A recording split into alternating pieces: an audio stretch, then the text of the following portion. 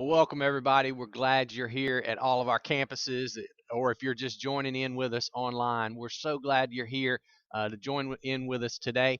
Um, Most of you, when I say this, will already know this, especially if you come to church around here often, or maybe you're new and you don't know this. But usually, when somebody like me stands up and teach, we teach in series, and what that simply means is we take a topic and we usually sort of unpack that for about 4 or 5 weeks, sometimes a little longer, and we talk about that subject. And the most important thing we do is we try to take that topic and apply it to our lives and make it relevant to our daily, walking around kind of lives.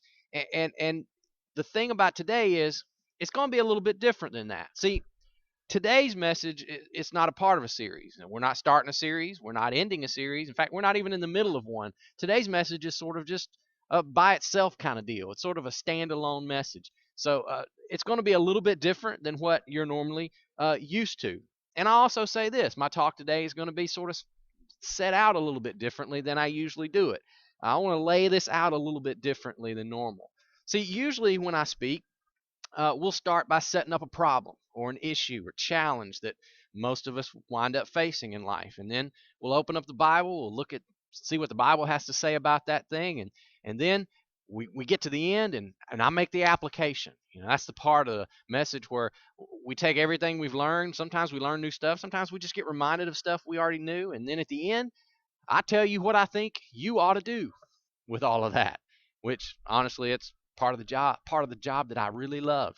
People pay me to stand up and tell them what to do. It's like really awesome. But anyway, today I want to do something that I almost never do. In fact, I don't know if I've ever done this. I'm going to tell you right up front exactly what I want you to do at the end of this message. So you just need to know there's no hidden agendas with this. There's no manipulation or anything like that. I'm just going to go ahead and tell you I've got one simple, clear goal for this message and for you. And I'm going to spend about the next 30 minutes or so just trying to convince you to do this one thing. So if you're ready, I'm going to go ahead and tell you what it is. Here's exactly what I want you to do at the end of this message. It is my hope, it is my prayer, it is my goal today that at the end of today, you will connect and be a part of a community Christian small group. That's it. That's my one and only agenda. Now, some of you are already turning around and seeing if you can find the exits, and I understand that. And let me just encourage you, don't go anywhere. Sit tight. But I understand how some of you probably feel that way. But here's the thing, we make no apologies about that right there. I mean, as a church, we just believe this to the core of who we are. It is better for you to sit in a circle of people, a handful of other people, than it is for you to sit in a row like you're sitting now with a room full of people. And we say this around here a lot. It's just a phrase that maybe you've heard us say if you've been coming here for a little while. Circles are better than rows. We say that all the time. Circles are better than rows. Now, don't get me wrong. I love rows. I mean, I make my living speaking to people who sit in rows. I love coming to a service. I love singing songs together as a corporate group, and the emotion that goes on with that. I enjoy seeing dramatic presentations like we often do around here, or some of the stuff we try to be funny with. But the videos that we do here when we sit in rows and people get inspired and they feel emotion. I love all that stuff. And in fact, there's nothing wrong with that. I think it's an important part of what we do around here. But I'm just telling you, something happens when you go from sitting in a row like you are now, facing a stage, listening to somebody like me talk, when you go from that to sitting regularly in a circle, facing people eye to eye who know you and who care about you, something happens. It's just different. There are just some things that you can't get, that you will actually never get if you only sit in rows on a Sunday morning. I'll give you a few examples. In fact, that's what I want to talk to you about today. A few examples of why I think this is true.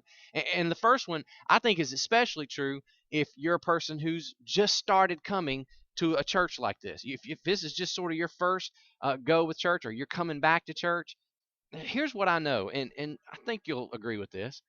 Most people who start coming to church, or maybe you quit for a while and you decide to come back to church, most people who do that come for a reason.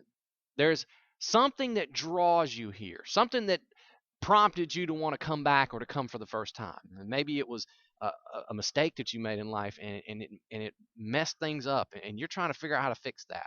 Or maybe it's a worry that you have about something that's going on in your life, and you just need to get some advice on that and figure that out. Or maybe there's a crisis that has hit your life, and you don't know where to turn. And so you thought you'd give church a try, or maybe you thought God had some answers. And so you show up in a place like this. But the truth is, almost all of us come to church for a reason. But something drew us here, something that we want to fix, something that we want to deal with. In other words, you came because of a need. And when you did come for the very first time or for the first few times, hopefully when you came, somebody friendly greeted you. Somebody in the parking lot or at the front door greeted you and smiled at you and was somewhat friendly. And somebody real nice, if you have kids, helped your kid get checked into our children's ministry program. And you came into a room like you're sitting in now, and somebody hopefully greeted you at the door and maybe even shook your hand and said hi or whatever. And the truth is, you know this, we don't dress up around here, but when you look around at the people, most of us look like, well, pretty normal. Well, I say most of us because, this is community Christian after all, so it's not everybody. But here's my point.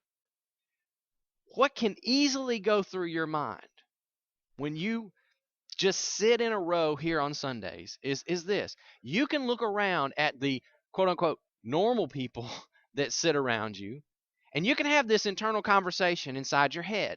And usually the internal conversation goes something like this. You'll look around and you'll see somebody and you think to yourself, well, you know what? She doesn't look like she struggles with depression like I do.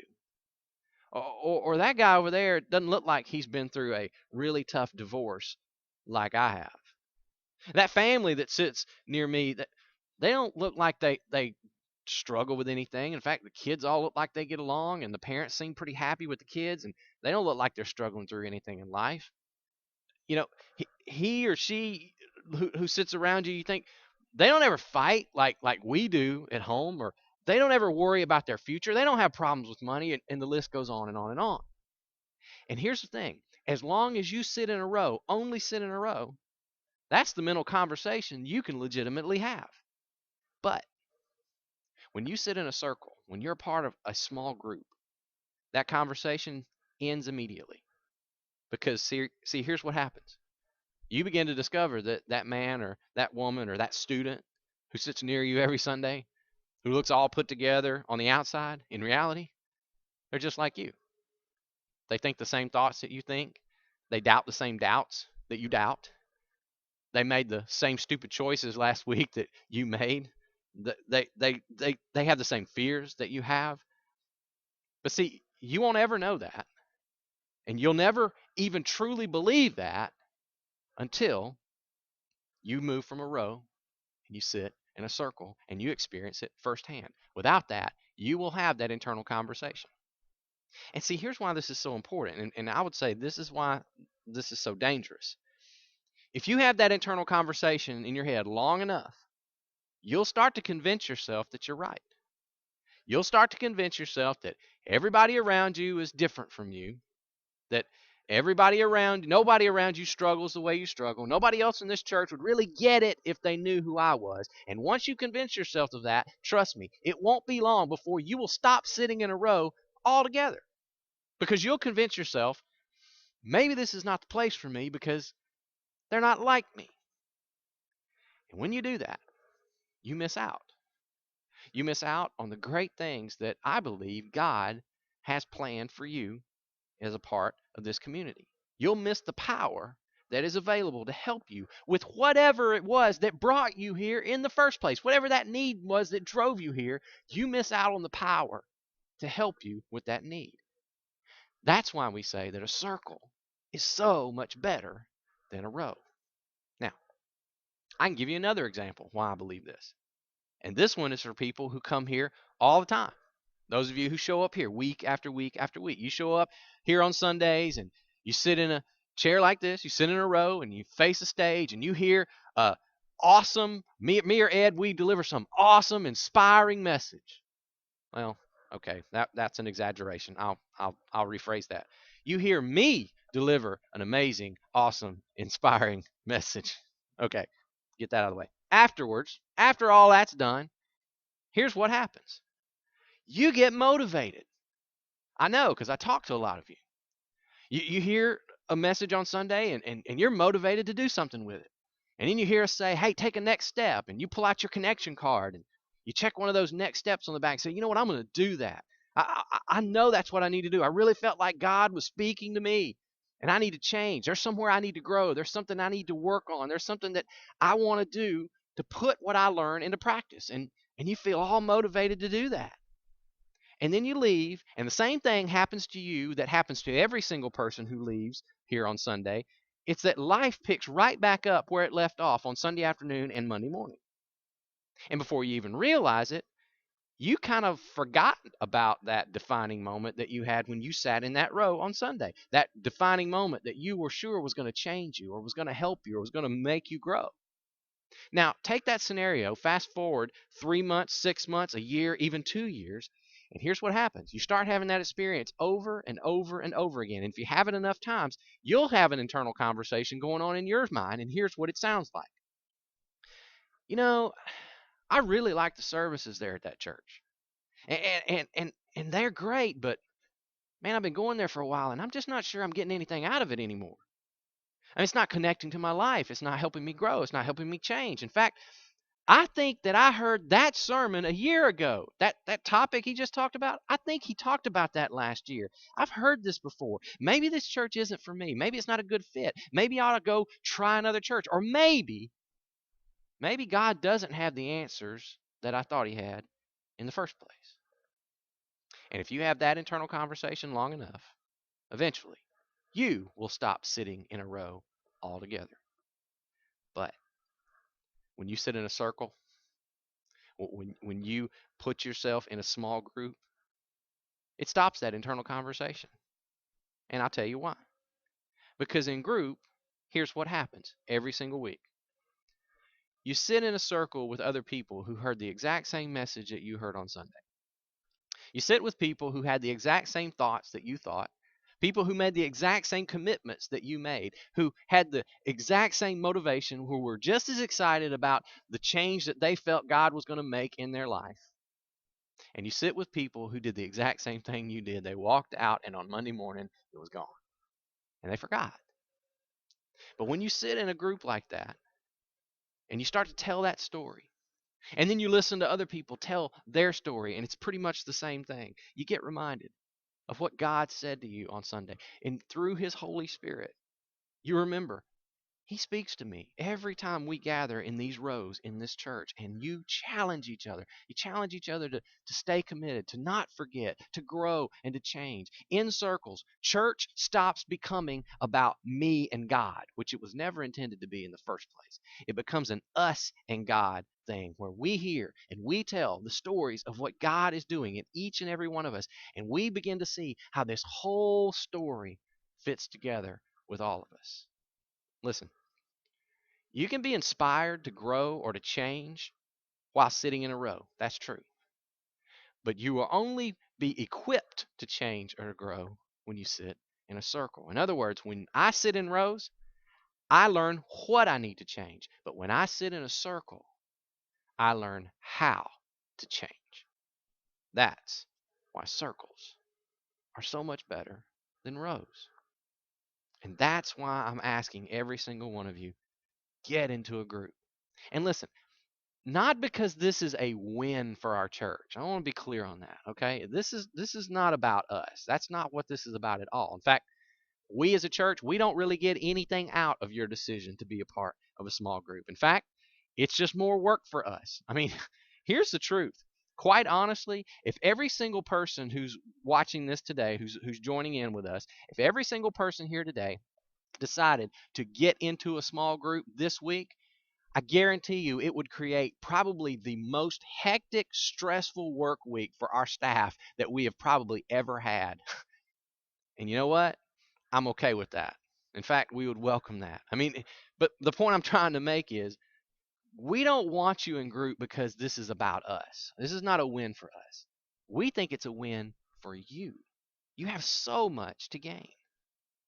Now, there's actually other reasons, lots of them that I could give you, why I think it's important for you to be in a group and why circles are better than rows. But I want to highlight one more, and that's what I want to spend the rest of our time on today. And to highlight this one, I'm going to use a story from the Bible. So if you were worried I wasn't going to open the Bible, rest easy. It's about to happen. But if you're a person who's been to church much of your life, what I'm about to teach you, you've probably heard before. In fact, if you haven't been to church much, this is probably a story you're familiar with because it's kind of popular. It's intriguing. It's you might want to call it a little bit juicy, but anyway, that's the story we're going to look at. It's found in the Old Testament in your Bible in a book called Second Samuel. It's the story of David and Bathsheba.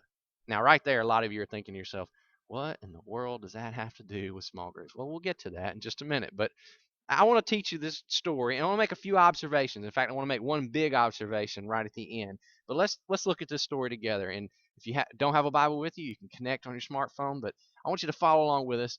If you don't have that, we'll put this on the screen. 2 Samuel chapter 11, starting with verse 2. It says, late one afternoon, after his midday rest, King David got out of bed, and he was walking on the roof of his palace.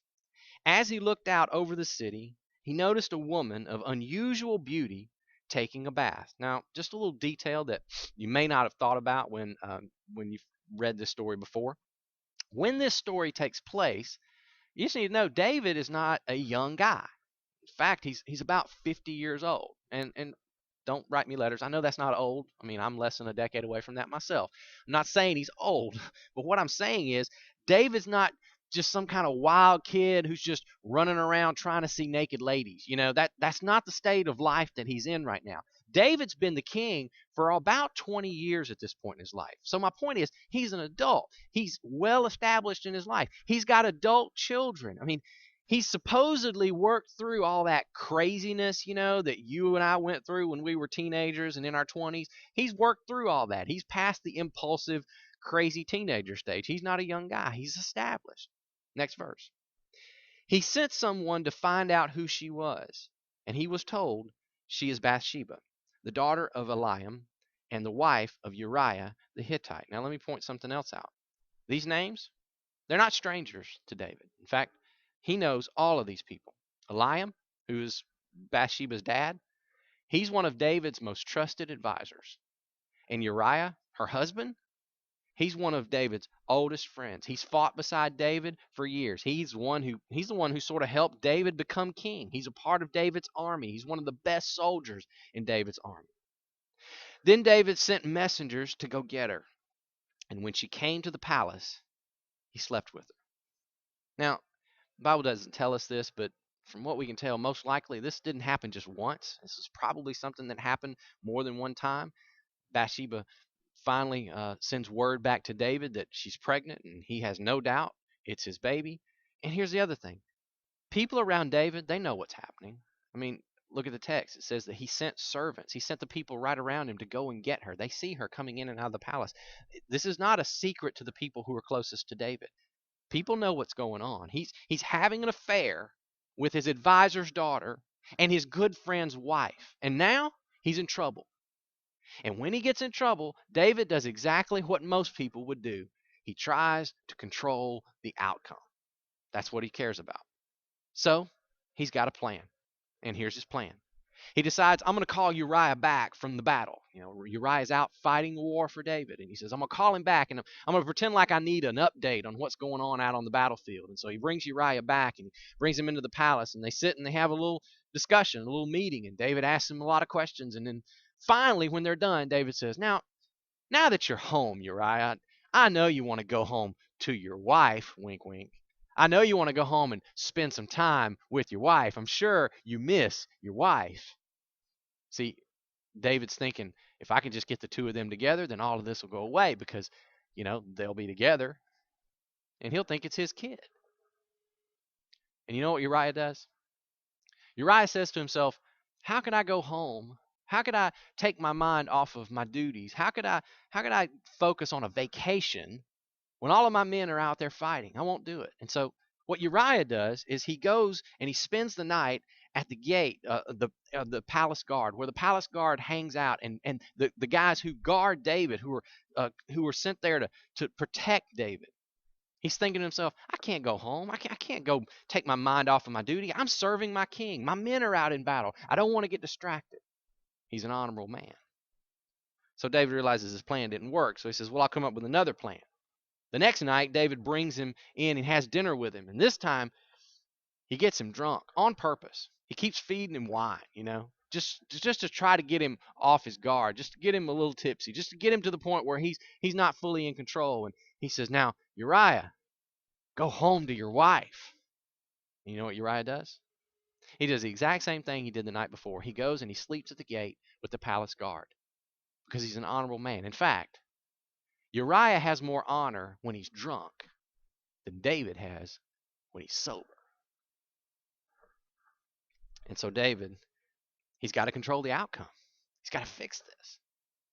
So he writes a letter. He seals the letter, and he hands it to Uriah as he sends him back out to the battlefield. And he says, I want you to take this to Joab. Now, Joab is the commander of David's army. And I want to read to you what this letter says. The letter instructed Joab, station Uriah on the front lines where the battle is fiercest, and then pull back so that he will be killed. Now, this is the letter that Uriah proudly carried, sealed, and gave to the commander of the army. He carried this letter for his friend, serving his king, and he had no idea he was carrying his own death warrant. And so David got his way. Plan worked. Outcome controlled. Uriah is killed. Bathsheba, she mourns for a little while, and then David brings her into the palace. He marries her, and immediately she conceives a child. In fact, a little more than immediately, she conceives a child. In fact, everybody in the palace who can do math knows what's happened. I mean, everybody gets this, but David's still trying to control the outcome. And here's what happened, and this is the part that David never anticipated. In fact, when choices like this gets made, this is the part none of us ever really count on. David lost all credibility with his children on that day. See, again, David has adult children, and they know what he's doing. They see this. They're in the palace. They know she's coming. They know. And from that point on, he loses control of the outcome because his children don't trust him, and they don't respect him anymore. David's family goes into chaos. In fact, we'll talk about that more in just a few minutes. But I want to read to you what happens next in the story. First verse of the next chapter. So the Lord sent Nathan, the prophet, to tell David a story. Now, Nathan's a prophet, which is important because you need to know he don't work for David. He don't hang out in the palace. He's not a part of the entourage. He's not someone who's on the inside who has to do whatever the king says. And that's important because everybody else around David gets a paycheck. Everybody else around David has to follow the king no matter what he says. Nobody questions the king.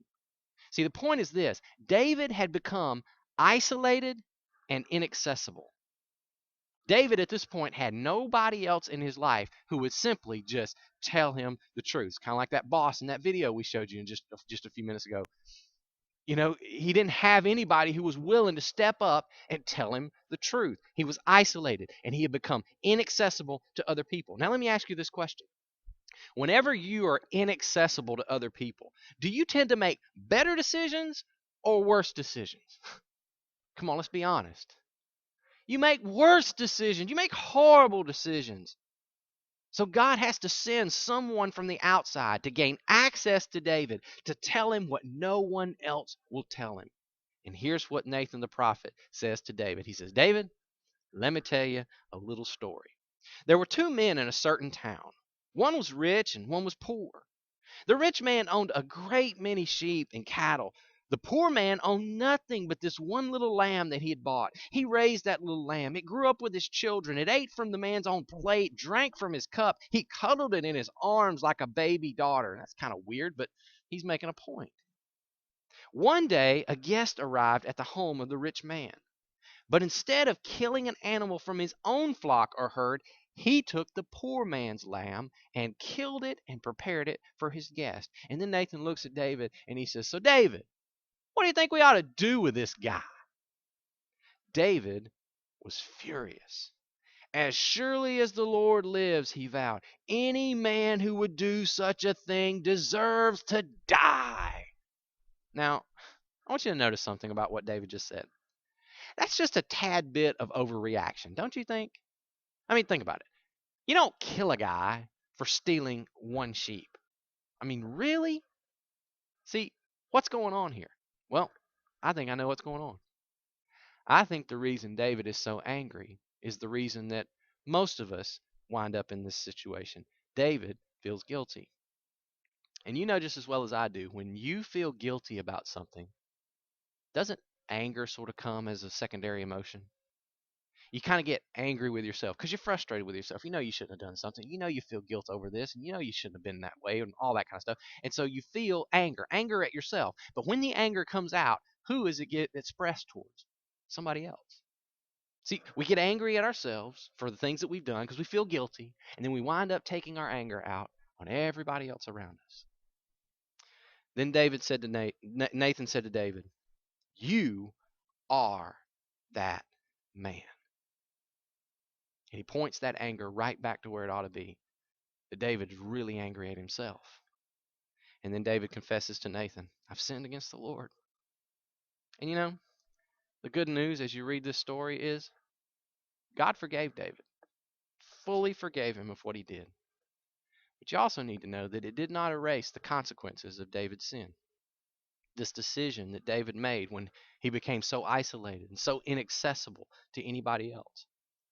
If you haven't read the story, the child that he conceived with Bathsheba, he dies.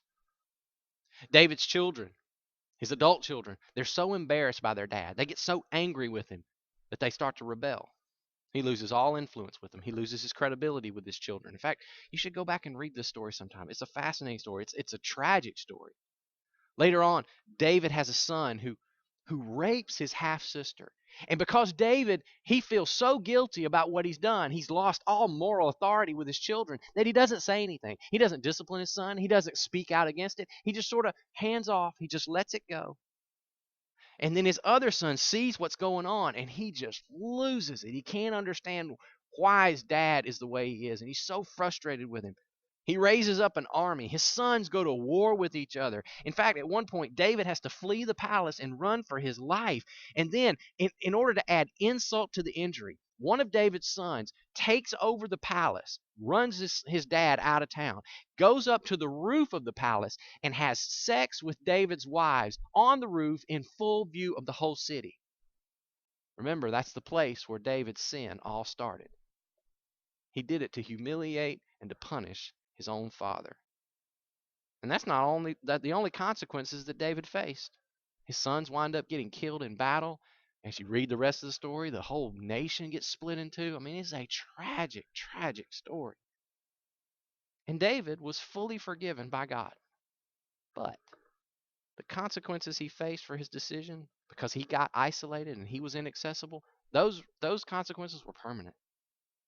Now, here's why I tell you that story. Because right at the beginning of the text, right at the beginning of the story, there's this little bit of foreshadowing. And in fact, I didn't even read it when we first went through the story. I wanted to save it for right now. I want to go back and I want to show you this. It's almost like the writer of this story is trying to tell us, watch out, something bad is about to happen. He says it in the very first verse. Look at chapter 11, verse 1. It says this: In the spring of the year, when kings normally go out to war, David sent Joab and the Israelite army to fight the Ammonites. However, David stayed behind in Jerusalem. See, when all of this stuff took place, when this whole story happened, was the time of year that David was not supposed to be there. He was supposed to be with his men. He was supposed to be with the only group of people who had access to him, the only men who knew David best, the men who would tell him the truth, who had influence on his life, the men who had advised him. And here's my point: David didn't get in trouble because he was tempted by a woman. David got into trouble because he was not where he was supposed to be. He was supposed to be with the group of men who had access to him. And David said, I think I'll just stay home.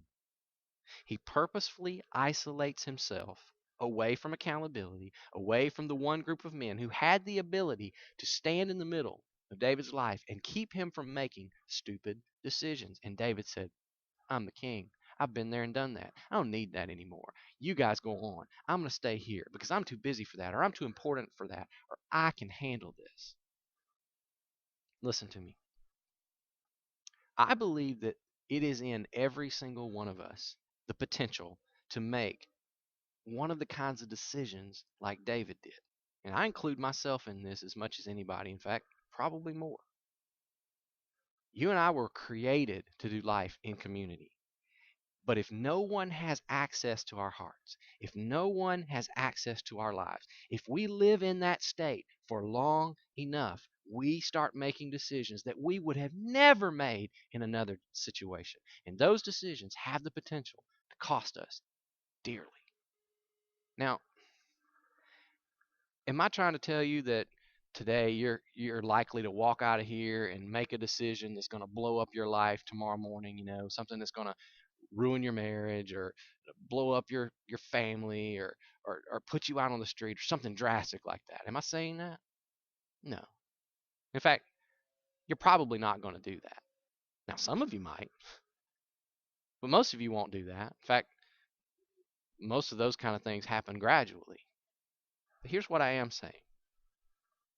Every person that I know who's made a horrible decision in life, a decision that has scarred their life forever. And trust me, I've seen this happen over and over again for the past 20 years. Nearly every one of those decisions got made when someone decided, I don't need to be accessible. I don't need to be accountable. I don't need advice. I got this. I'm okay. Here's my question to you today. Would you be willing to just give some people who don't work for you, who don't need anything from you, who don't owe you anything, would you be willing to give them access to you? Would you place yourself in an environment with people who won't be afraid to tell you the truth because they don't have anything to gain or to lose from you? Would you put yourself around some people who will have the opportunity, when you do mess up, to show you love and to show you grace through it all? Not because they think they're going to get something from you, but simply because you're a fellow human being made in the image of God just like them, and they care for you. Would you be willing to put yourself in that situation? Because listen, you're never going to find that sitting in a row here on Sunday. You won't.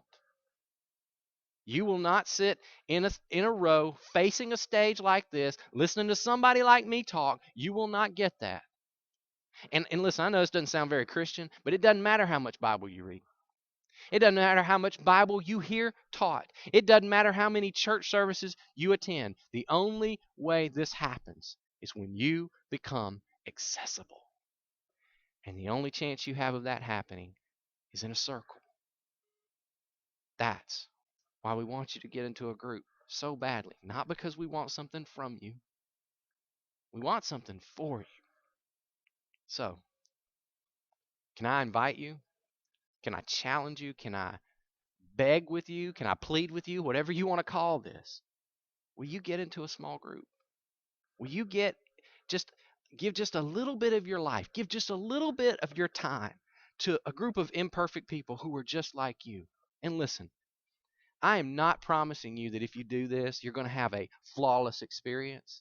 I mean, listen, I've been doing small group life for over 20 years now. I've been in some really great small groups. I've been in some not so great small groups. I've been in some horrible small groups. It's just the way of life. Community, doing life together, this is not easy. It can be really hard sometimes. Listen, I'm not trying to pull the wool over your eyes. What I'm trying to tell you is this is a long-term thing. You got to continue on. You got to stick with this kind of life. Some of the greatest relationships that I've ever had in my lifetime have been as a result of being in a small group. So here's what I want to say to you. If you're here today and you've already done this, if you've already signed up for one of our small groups and you're already a part of one of those little communities, great job. Way to go. Keep at it. Stay at it. In fact, my challenge to you is make it a priority. Don't make small groups something that you just do when there's nothing else on the calendar. Put it on the calendar. Make it a priority. Get there as often as you can. Make this number one kind of thing part of your week. Don't just let it slip. But if you're here and you're not a part of one of these communities, here's what I want to do for you. I want to just give you two ways that I want to invite you to be a part of this. Just about a month ago, we started what we call around here semester groups, and we started our fall semester. And at both campuses right now, we have groups meeting on all kind of days and all different locations, and we're meeting from right now, and these groups will last until the first week of December.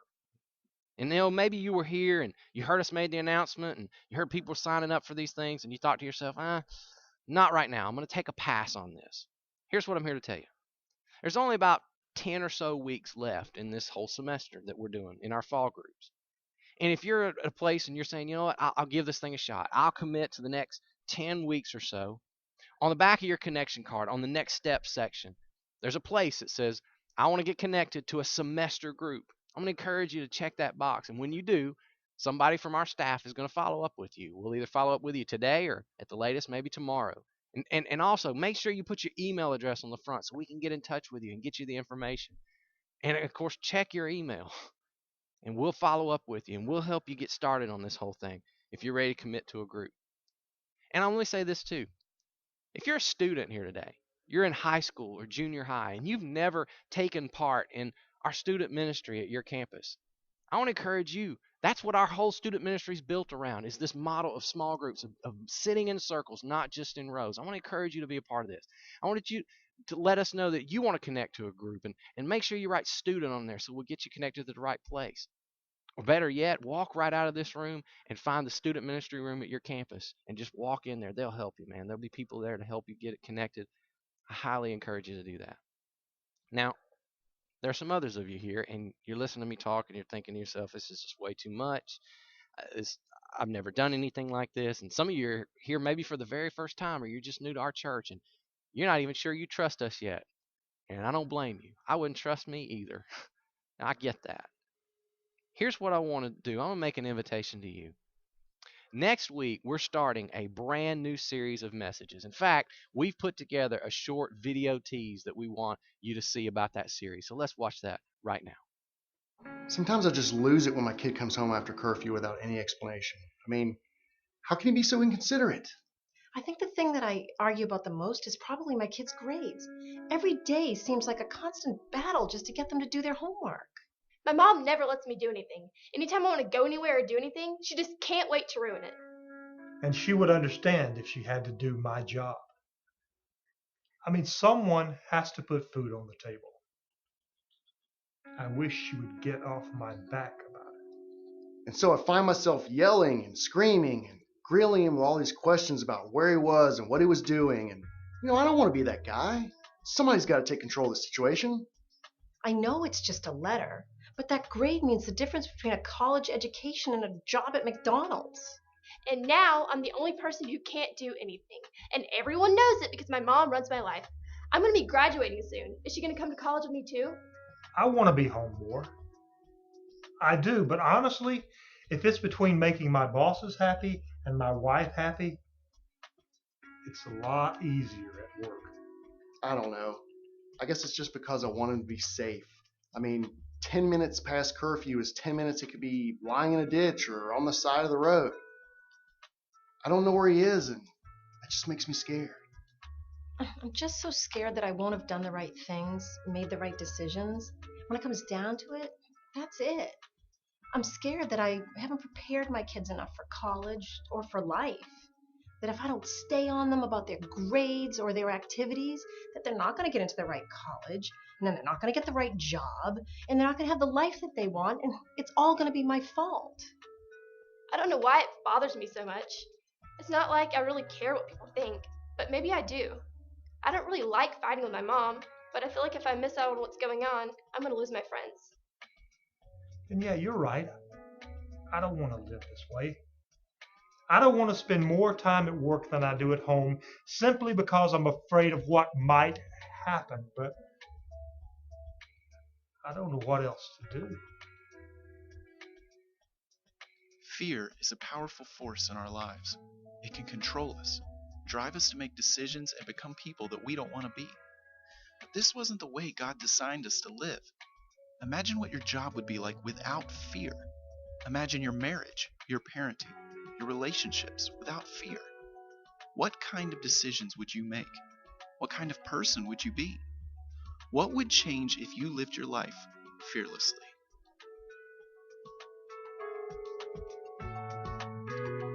You know, so many of the problems that you and I face, so many of the decisions that you make or the decisions that you don't make, when it gets right down to it, they're a result of fear.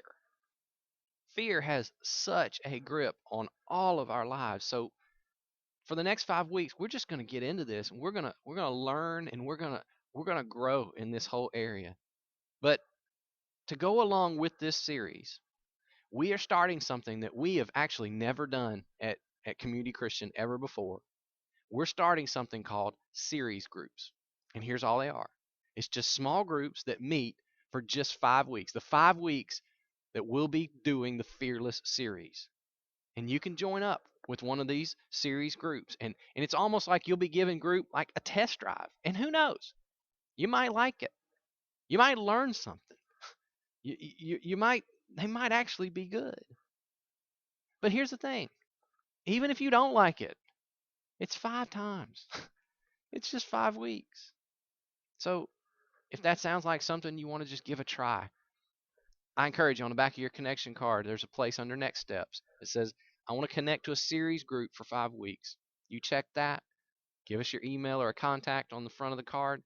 We'll be in touch with you, and we'll help you get started. They don't start this coming week, it's the next week. And so we got plenty of time to get you set up and ready to go. And listen, if this is like a bad time of year for you, maybe you're traveling a lot these days and you just can't commit to a group, it's all right. We're going to have another series group opportunity available to you in January. We're going to do another series that we think will be great for you to give group a try. And then coming again after the holidays in February, we'll be starting a brand new semester of small groups that will be leading us through the winter and on into the spring. And you just need to know, we feel so strongly about this. We have adjusted our entire church calendar to revolve around small group opportunities and small group seasons because we believe this is so vital that you and I, all of us, get out of rows and get into circles. Because think about it. Could you just imagine what would happen if we did this? What kind of community would we be at all of our campuses if everybody was in a circle and didn't just sit in a row? Think about the depth of relationships that we could build together and enjoy together. Think about the kinds of people that we could become. Because I guarantee you, you'd be a better parent. We'd be better spouses. We'd be better students, better singles, better grandparents, better employees, just all around better followers of Jesus because we would be accessible and accountable to one another. The Bible says this so plainly in Hebrews chapter 10. I love it when it just says, as we meet together, as we come together, sit in these circles, we can influence each other's lives. We can motivate each other's lives so that we can begin to do acts of love and good deeds. That's why circles are so much better than rows. I pray you'll take whatever step you need to take today. Let me pray for you right now. God, I thank you for your love for us. I thank you for the community that you build here. And I thank you for environments like this where we can come and be inspired and be motivated to grow and to change. God, I also thank you for that gift you gave us of community, for creating us for community. And God, I pray for all of us here today, for those who haven't yet found the amazing, life-changing effect that circles can have. God, would you lead us all into that place of community where we can become accessible, accountable to one another, that we can share love and truth and grace that you always intended us to have for one another. Pray this prayer in Jesus' name. Amen.